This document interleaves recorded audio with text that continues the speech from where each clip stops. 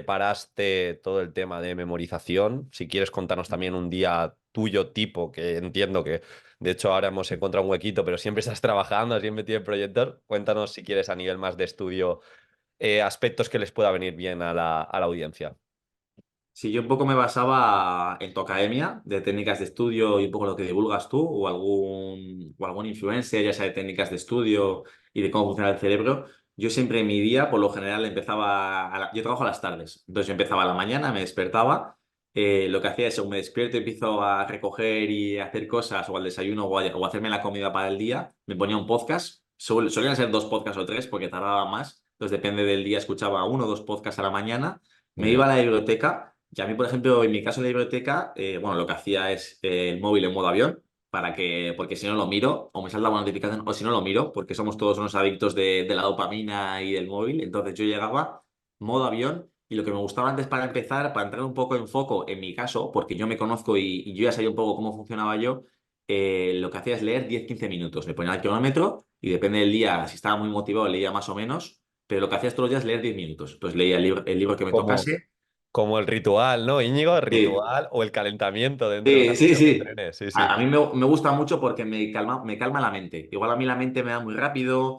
Si cojo mucho el móvil a la mañana me va súper rápido y estoy desconcentrado. Entonces yo sé que luego para el estudio me afecta. Entonces siempre era llegar a la biblioteca, pongo un poco lo que voy a hacer por intervalos. Pues ahora voy a leer 10 minutos. Luego voy a estudiar no sé qué, no sé qué. Y cada cosa que iba a hacer le daba un tiempo. Entonces yo empezaba, leía 10 minutos, ya estaba más concentrado, ya estaba más tranquilo, más sistema nervioso parasimpático, más relajado y empezaba a trabajar y depende de lo que tenga que hacer de la programación, exposición o de tema, hacer una cosa u otra. Igual a veces lo que tenía que hacer es resumir, a veces es crear una parte de la programación o lo que fuese. Sí que por lo general intentaba, después de leer, es el momento de estudiar, porque es cuando yo estoy más tranquilo y cuando funciono mucho mejor. Entonces es cuando me ponía a estudiar algún tema o hacerlo. Entonces, para estudiar sí que lo que primero que hacía, lo que me gusta a mí, y aparte me parece más divertido, me parece más guay, más ameno, lo que hacía es, antes de coger el tema, yo ponía el título e intentaba sacar el índice y todos los apartados. A mí me gusta, aunque sea mapa mental o por listas, me gustaba intentar sacar a ver si me acordaba de todo ese tema. Vamos a decir por palabras o por frases o por autor. Entonces ponía el tema, ponía autores del tema, ponía elementos legislativos del tema y luego ponía los epígrafes y dentro de los epígrafes qué conceptos tenía que explicar. Entonces yo hacía eso, que igual le ponía un cronómetro también, 10-15 minutos, y digo, vale, me he equivocado en esto, me falta esto, y ya me ponía a estudiar, por ejemplo. Y lo que hacía es también, pues como estoy diciendo ahora, trabajar por bloques de tiempo, que aparte aparte que te dice ya un poco cuánto tienes que darle a cada apartado, para estar un poco más enfocado. Entonces ponía, imagínate, 10 minutos, 10-15 minutos, sacar todo lo que pueda de ese tema. Y luego ya me ponía a leerlo y a repasarlo un poco. Pero sí que buscaba eso, el tema de los pomodoros, trabajar por time blocking, el tema de la evocación, que es mucho lo que dices tú, no me ponía de la misma a leer el tema y ya está, sino que intentaba recordar lo que había estudiado de ayer o de hace una semana, trabajando yo de manera escrita. Y depende de la semana, pues igual trabajaba más temas o menos, o igual tenía que trabajar al principio tema y estudio y luego al final una parte de la programación. Pero yo en mi caso siempre destaco que yo antes de comer funciono mucho mejor a nivel cognitivo. Yo ya sabía que a partir de las 12:30, una, yo no estudiaba igual. Yo no estaba tan concentrado, estaba más fatigado y no adquiría igual los conocimientos. Entonces, yo hasta las 12:30, una, no desayunaba. No desayunaba. Y después del desayuno era el momento a lo mejor de hacer cosas un poquito que vamos, que me requieran menos esfuerzo cognitivo, como puede ser llegar a alguna cosa, como puede ser leer un artículo, como puede ser a lo mejor ordenar alguna cosita de la programación didáctica. Entonces, sí que intentaba eso, al principio leer para descansar la mente, empezar a estudiar, usaba pomodoros, usaba la evocación y luego depende del día también usaba simulacros, que me ponía a hacer algún simulacro y luego ya hacía tareas un poquito menos complejas a nivel cognitivo. Me quedaba hasta las 2 3 en la biblioteca, de 3 a 4 y media iba al gimnasio y de 4 y media a 5 comía. Comía y depende del día, pues comía 20 minutos, 15 o 10 porque siempre tenía tareas infinitas que nunca acababan y quería hacer mejor. Y el gimnasio tengo que decir que es algo que he tenido suerte porque la verdad es que lo he priorizado bastante y no me he quitado ningún día de entrenar por estudiar. Lo que me hacía es quitar momentos de comer. Sí, comer para mí era un momento que me quitaba tiempo. Entonces yo prácticamente lo digo aquí, de 4:30 a 5 de 5 menos 20 a 5 comía y entraba a trabajar hasta las 9 de la noche. Y así todos los días. Me parece increíble el consejo que has dado de empezar a estudiar con flow, es decir, con cierta inercia, porque yo veo que mucha gente, y de hecho a mí me pasaba, que quizá empiezan a estudiar directamente y primero empiezan a estudiar sin un plan, según motivación cogen el tema y es un craso error, y segundo, igual vienen hiperestimulado del teléfono móvil o de una conversación previa y ¿qué pasa? Que de repente es a los 10 minutos, ay, que tengo que hablar a fulanito, que me he Mm. acordado de esto. Ay, que he visto las historias de este fin de semana lo que hacemos. Y no empiezas igual de concentrado. Así que ese ritual me parece fundamental.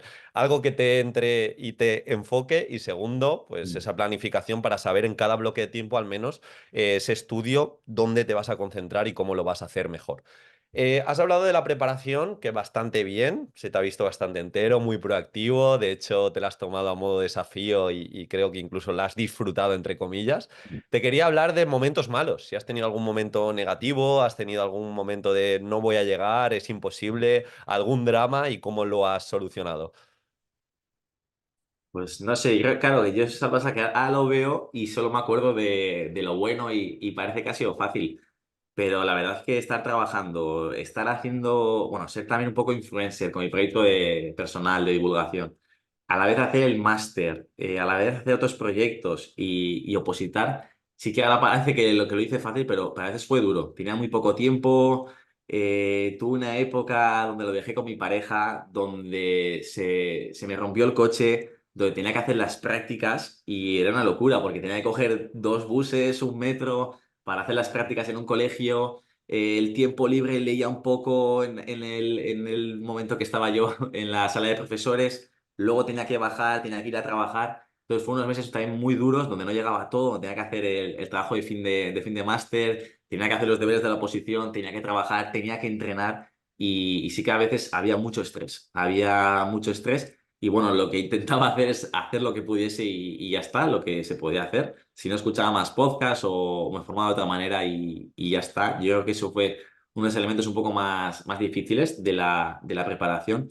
Y luego también yo creo que el hecho de, yo siempre buscaba hacerlo mejor.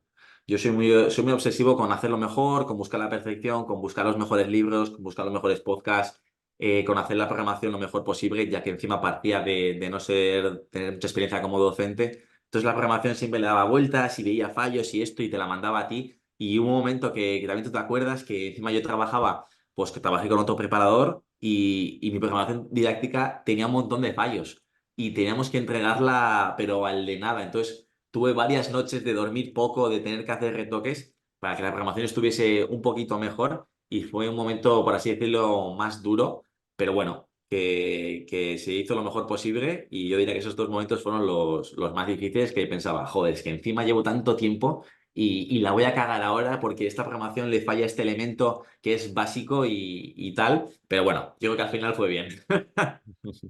Y ahora que mucha gente nos escuchará y se examine en junio, es decir, en unos poquitos meses, ¿qué consejos para la recta final recomendarías? ¿O cómo llevaste tú, si quieres, esos últimos meses y piensas que va a ser lo más efectivo para estos opositores?